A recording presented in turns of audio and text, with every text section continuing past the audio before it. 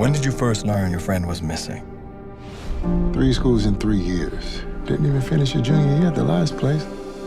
I've already told you like 10 times. Is that all you've got on me, Sheriff? For now, trouble seems to follow you wherever you go.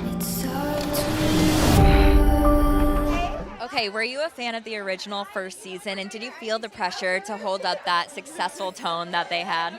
Absolutely. There's definitely some pressure there. I binged the first season in like 3 days after I found out that I booked the show. I think I just didn't want to psych myself out and get too excited, but I loved the show when I watched it.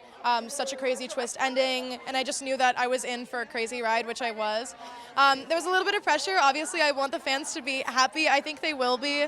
We have all the best parts of season 1 are, follow through into our season.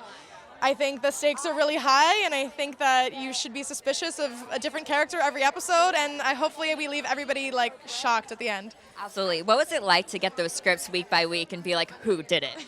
Crazy. The whole cast was coming up with theories. Every time we got a new script, we'd sit down and be like, okay, what does this mean? What do we think now? We were always wrong most of the time. And getting that last episode was pretty wild. So.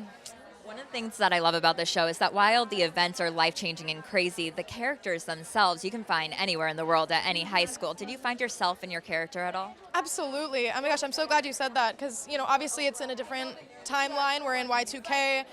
There's some crazy things happening, but at the end of the day, these are just teenagers.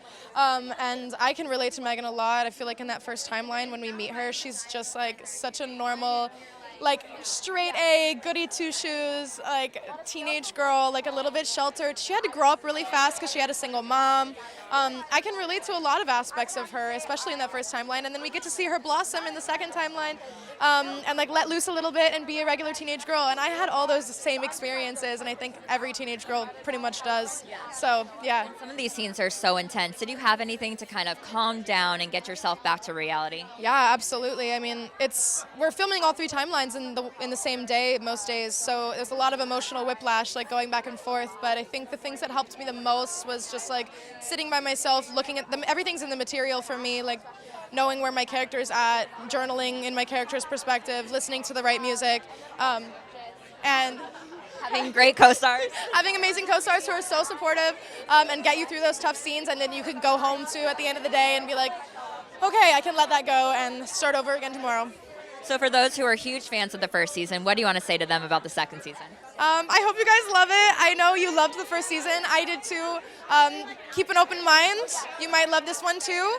Hope you fall in love with our characters, and I hope that you have no idea what's going to happen next. Beautiful. Thank you so much. Thank you.